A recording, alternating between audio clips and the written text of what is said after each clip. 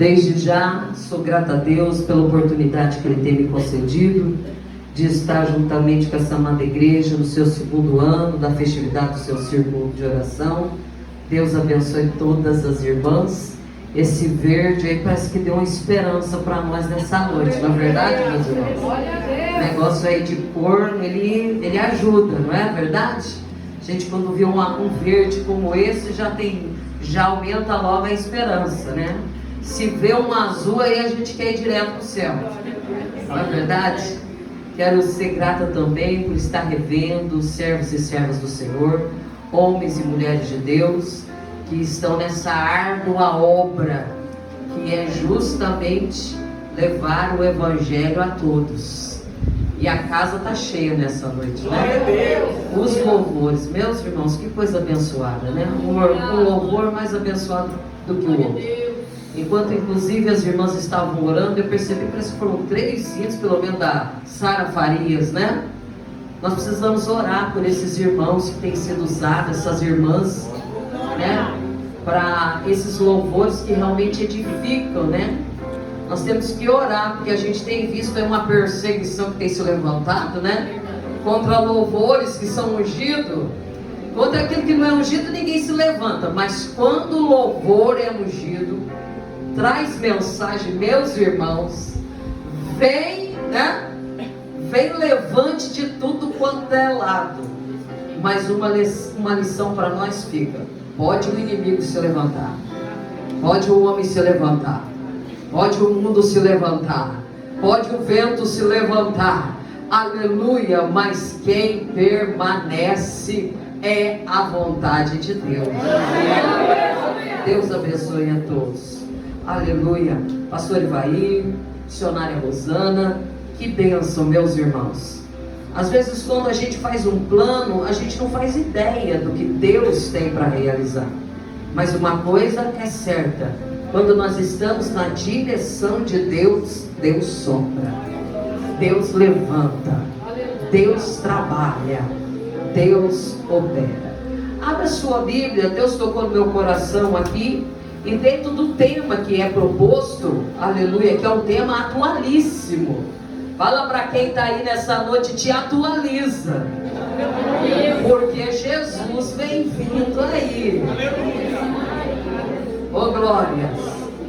Livro de Apocalipse, capítulo de número 3, aleluia, e o verso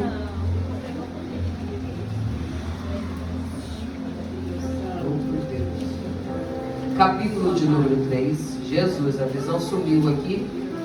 O verso é o de número 11. 3:11, Apocalipse 3:11.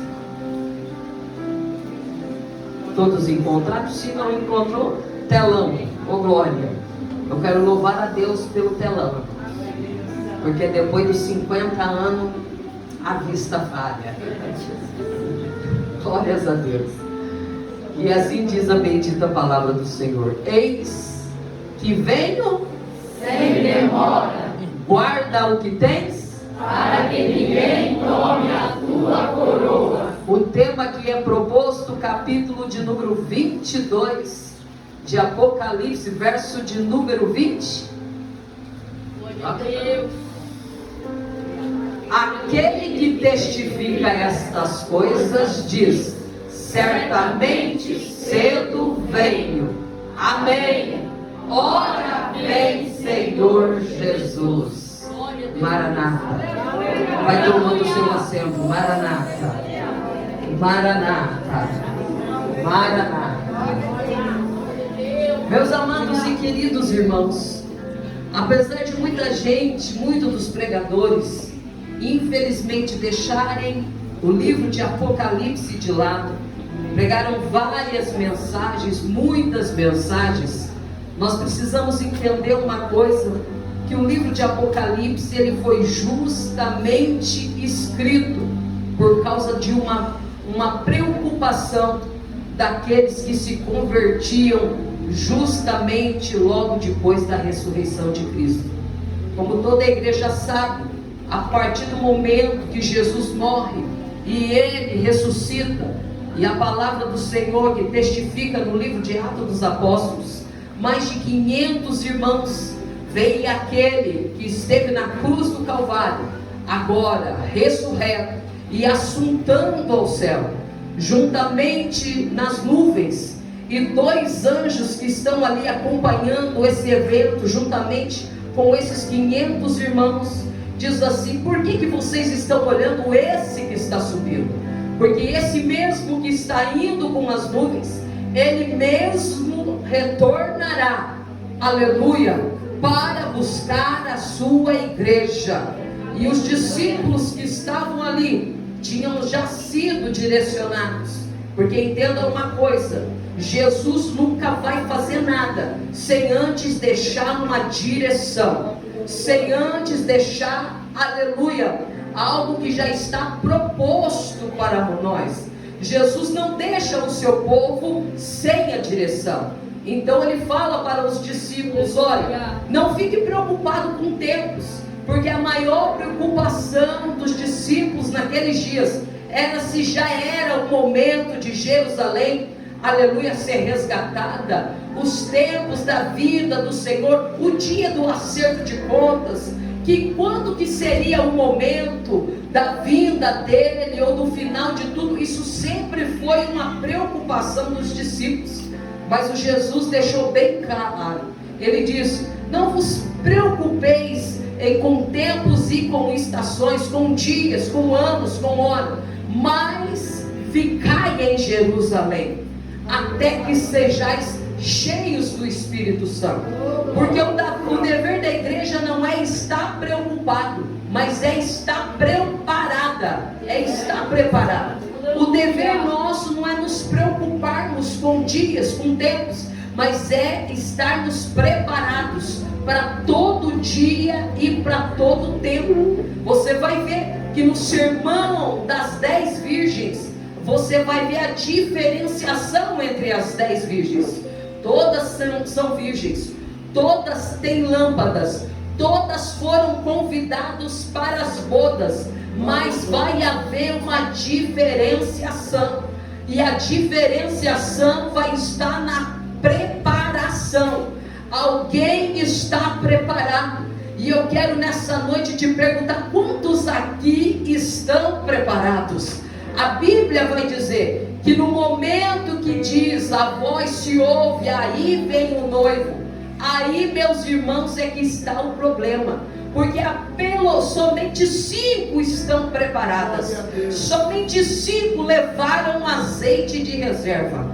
Então nós sabemos que no final de tudo, no final dos tempos, nos tempos da volta do retorno de Cristo, o que vai diferenciar dentro da igreja, aleluia, não é placa, não é costume, não é forma de se vestir, mas é preparação de reserva, é estarmos com reservas, aleluia. Então aqui Jesus, ele está alertando, ele está tomando a vida de João. Nos dias aqui, João já está beirando pelo menos os 90 anos. Jerusalém já foi destruída, já se passaram pelo menos 50 anos da morte de Jesus, sua ressurreição e sua ascensão. E você sabe que logo depois que ele subiu, a Bíblia vai dizer que começou uma grande perseguição contra os seus discípulos.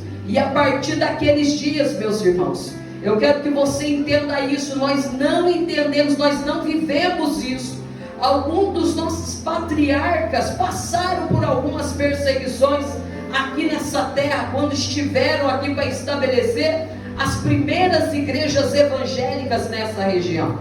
Mas imagine uma perseguição, aleluia, que a pessoa acabava de aceitar Cristo, perdia casa, perdia bens, perdia status social, perdia a sua liberdade. O apenas fato de você levantar sua mão para Cristo, de se dizer um cristão, de descer as águas do batismo, te tornava inimigo de um império, te tornava inimigo de uma sociedade. Eram parentes entregando parentes, eram filhos entregando pais, era pais entregando filhos, era a gente não só perdendo a liberdade, mas virando um espetáculo no meio da sociedade, sendo tirado das suas casas, sendo levado para coliseus, sendo estacados como justamente tochas acesas no meio das estradas para iluminar o caminho daqueles dias. Eu quero que você entenda, imagine um tempo desse se acontecesse nos dias atuais.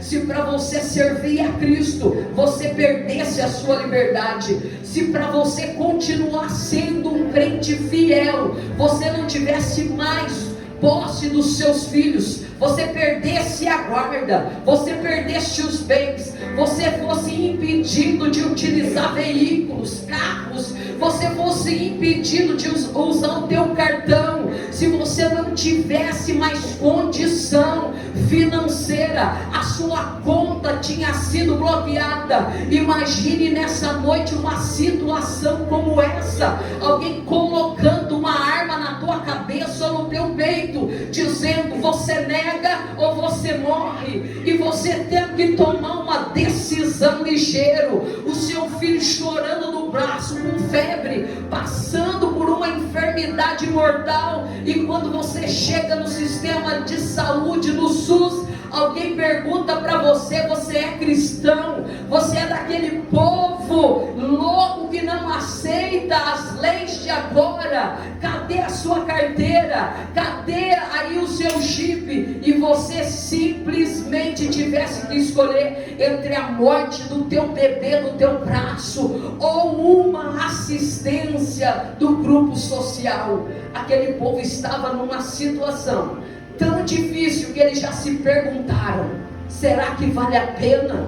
Será que vale a pena? Será que de fato vale a pena aceitar esse Jesus? Muitos que estavam ali dizem: eu nem vi ele ressurgir, eu nem estive com ele no meio dos 500, aleluia. Mas o testemunho do Espírito Santo dentro deles falava mais alto, a testificação do Evangelho da fé falava mais alto, e eles caíram aos milhares dentro das arenas, mas não recuavam. Eles passaram a fio de espadas, mas não negaram a sua fé. Mas só no momento que eu vejo o próprio Jesus dando um jeito de falar com João.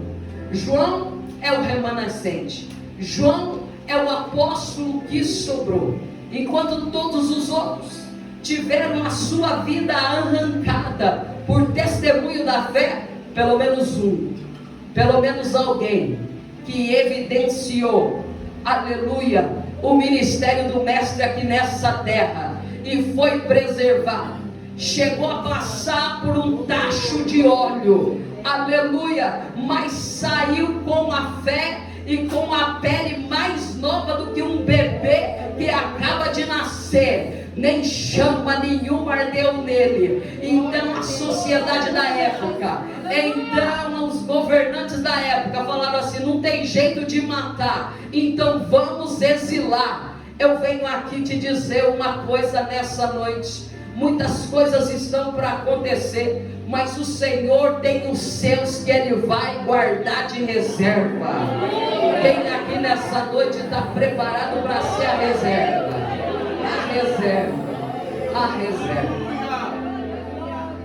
A Bíblia vai dizer que logo após o seu exílio, nessa ilha chamada de Patmos, ele vai ter visões. Porque a gente pode entender uma coisa: a gente pode de todas as formas de nos perseguir, de nos prender, de nos exilar, de nos tirar de fora, dizer que você não faz parte da panela. Mas tem uma coisa, meus irmãos: ninguém tira a visão de céu. Podem nos tirar algumas coisas aqui nessa terra, mas do céu ninguém tira. Muito pelo contrário, a gente recebe. Porque de noite ninguém manda no teu sono. Porque quando você está na solidão, ninguém manda no teu corpo. Eu ainda creio naquele Deus que chega, arrebata, dá visões, mostra céu, mostra inferno, mostra futuro, mostra passado, mostra presente, mostra pecado, mostra glória, revela, aleluia, profundidade. E ninguém pode dizer, não vai mostrar, não vai falar, não vai dizer. Porque quando chegou o momento, Jesus vai mandar a mensagem de consolação.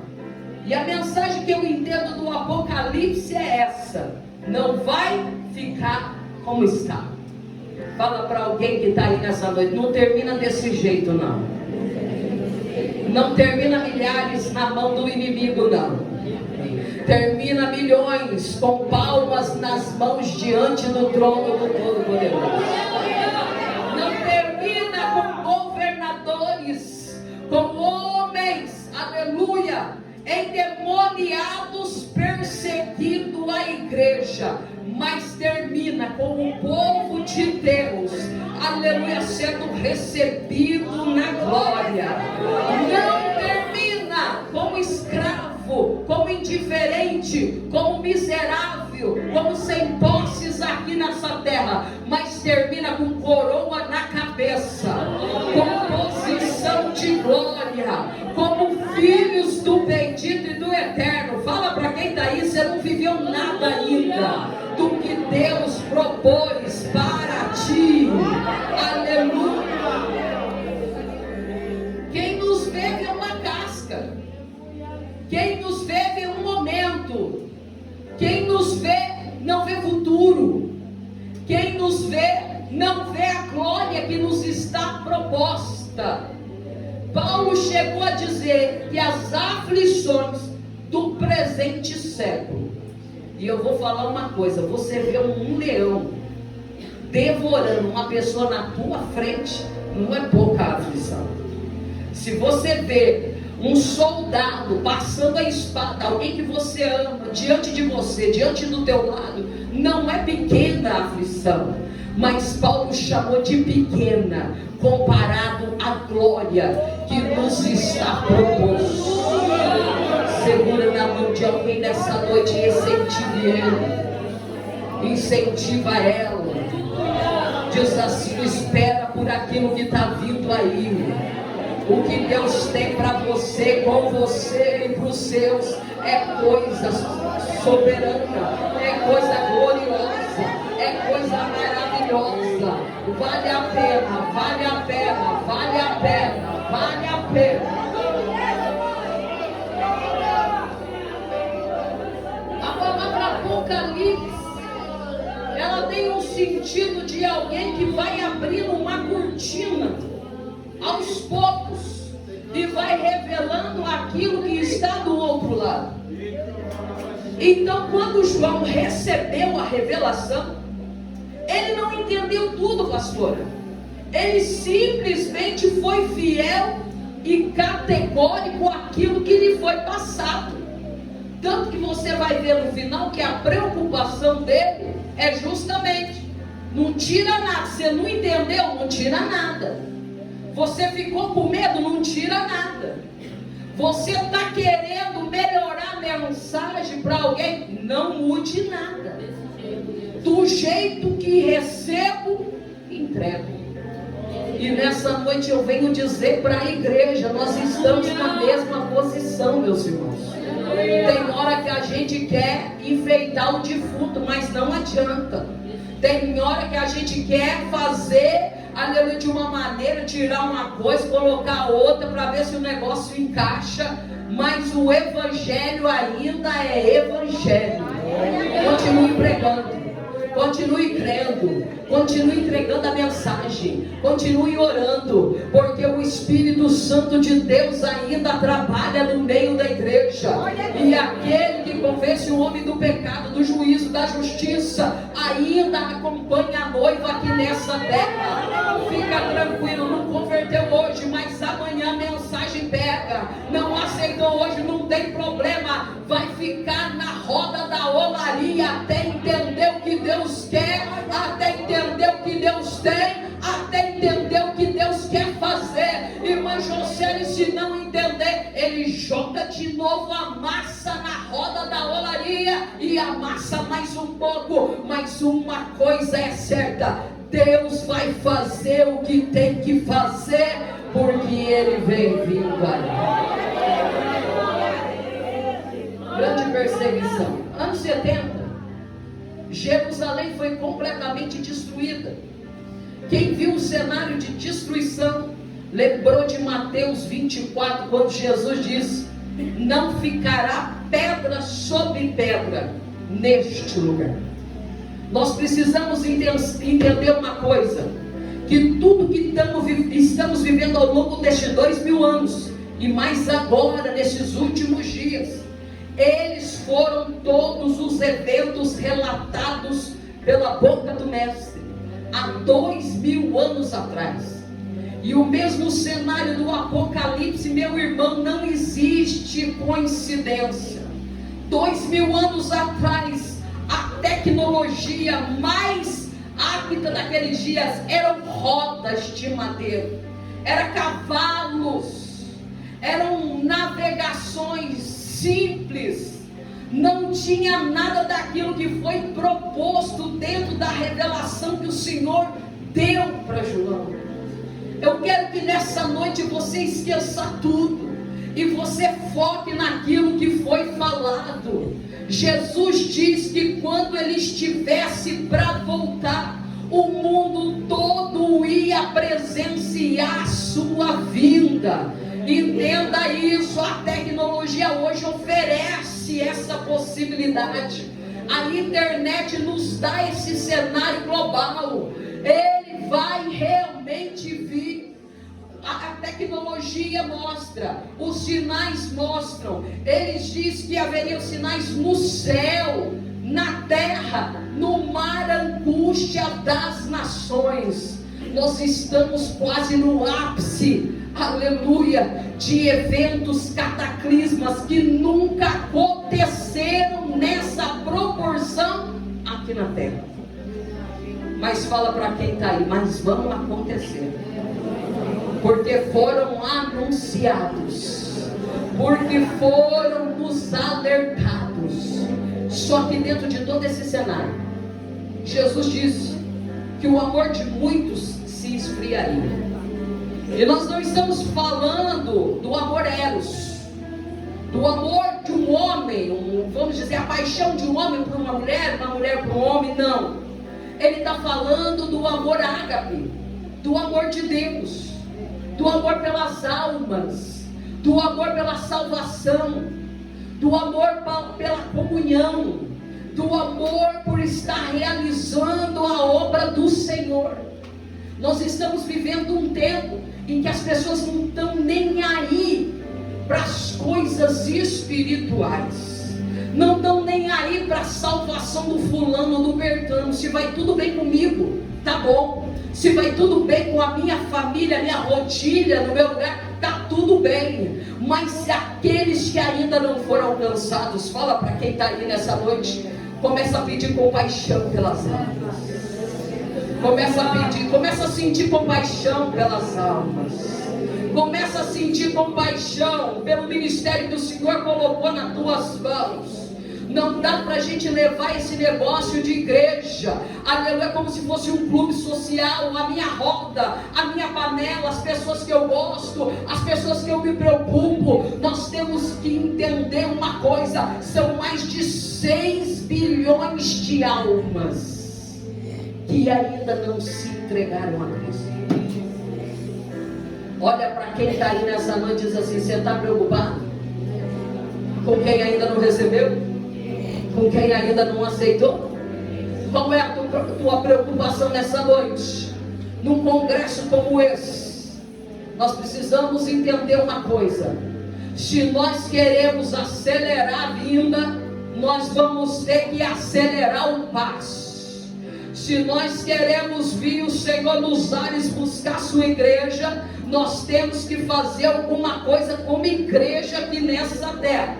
Não dá para ficar parado, não dá para ficar mais de braços cruzados, não dá mais para me ver famílias perecendo, aleluia, Quem nessa noite vai assumir um compromisso? Eu vou lutar pelo Evangelho, eu vou lutar pelo Evangelho, eu vou me levantar pelo Evangelho, custe o que custar, eu adorarei, eu evangelizarei, eu farei a obra que me for proposto. Eu quero que você entenda que nessa noite, meus irmãos, arrebatamento não é brincadeira, juízo final não é brincadeira. O que está proposto por aí. E agora, até a ciência está sinalizando. Não temos mais tempo. Não temos mais tempo. Está todo mundo preocupado. Quem tem dinheiro está preparando o bunker. Quem tem dinheiro está fazendo estoque. Quem tem possibilidade está se programando para descer para a terra. Mas o próprio João diz ainda que cavarem, aleluia, para baixo, ainda que se esconderem nas suas tocas, o Senhor vai fazer sair de lá, porque Ele vai fazer abalar as nações. Abalar as nações. A coisa vai ficar feia, meus irmãos. Pergunta para quem está aí nessa noite: você quer estar aqui? Ô Maranata, ô Maranata, ô Maranata, ô Maranata. Você vai querer ficar aqui? Ou você quer se preparar? Ou você vai dizer: ora vem, ora vem, ora vem, ora vem. Eu não vi dizer ninguém, não estudei ninguém dizer ora vem, ora vem. E eu concluo dizendo: quando o Senhor entrega para João as 7 cartas, eu quero nessa noite ficar justamente no propósito da carta da igreja de Filadélfia, porque é a única igreja que não é censurada, a única igreja que vai passar pelo crivo do Senhor, a única igreja que Ele vai dizer: eis que eu pus diante de você uma porta aberta, mesmo tendo pouca força. E aí eu comecei a analisar qual foi o diferencial dessa igreja de Filadélfia. Porque o Senhor olhou para ela e viu nela uma igreja que estava apta para passar pelo dia que se chama aqui de grande tentação, que vai vir sobre todos, mas sobre aqueles que estão preparados, aqueles que são reserva, aqueles, aleluia, que mesmo tendo pouca força, estão propostos a não negar o nome dele.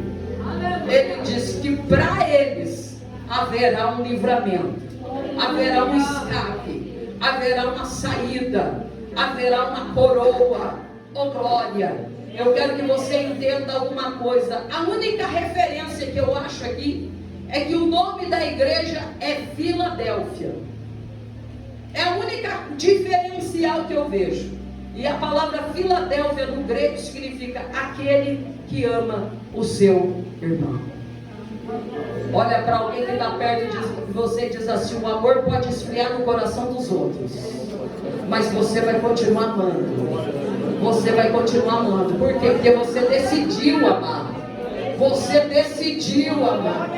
Você decidiu tomar uma posição. Haja o que houver. Eu te amo, meu irmão. Ele está te ferindo, mas você está amando. Ele está te desprezando, mas você continua amando. Ele está fazendo perseguição, ele está se levantando contra você, mas você está dobrando o seu joelho e dizendo: Senhor, perdoa. Senhor, restaura. Senhor, trabalha. Fala para quem está aí nessa noite: pode esfriar no coração dos outros, mas no teu, o Senhor nessa noite acende chama, acende chama, acende chama. A chama que não se apaga até o retorno, aleluia, do Senhor. E o Senhor diz assim: olha, guarda bem o que tens, para que ninguém tome a sua coroa. Porque uma coisa é certa, meus irmãos: nós não somos pessoas normais.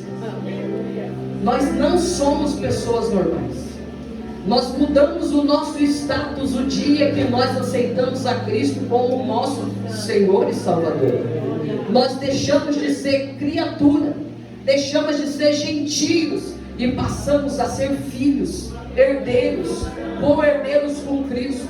Então não é sangue mais comum que corre nas nossas veias. A partir desse momento que nós somos recebidos, filiados, somos adotados pelo Espírito Santo, a palavra do Senhor diz que nós passamos a ser família real. E família real tem um diferencial. Príncipe tem coroa, princesa tem coroa, mas o Senhor, o Espírito, está dizendo expressamente: guarda o que tens, para que ninguém tome a sua coroa. Se você não sabe, quem tem coroa não pode abaixar a sua cabeça, porque é um sinal da soberania. Sobre ele só a presença de Deus. Uma coroa simboliza, sobre essa coroa, somente a autoridade de Deus. Então quer dizer, quem tem coroa não fica abaixando a cabeça em todo momento, em todo tempo. Não, a gente se curva diante do Todo-Poderoso. Mas o Senhor nessa noite está dizendo: ergue essa cabeça, a tua redenção vem de cima. A gente tem que parar de humilhar diante dos homens e começar a buscar em oração e humilhação diante de Deus, porque é do alto que vem a providência, porque é do alto que vem a porta, é do alto que vem a provisão, é do alto que vem a autoridade, é do alto que vem a unção, é do alto que vem a glória. Você não entendeu ainda, você está na expectativa humana, e o Senhor está dizendo: olha para cima, olha para cima, olha para cima, porque quando os recursos dessa terra acabarem, só vai sobrar a porta do céu para a gente clamar. A igreja está preocupada, vai terminar assim? É desse jeito? A gente aceita Cristo, perde tudo, morre, passa perseguição, termina numa tocha acesa no meio das ruas de Roma até Jerusalém? É isso daí? É desse jeito aí? Aí o Senhor vem e fala para João: João, não, escreve para eles como é que termina.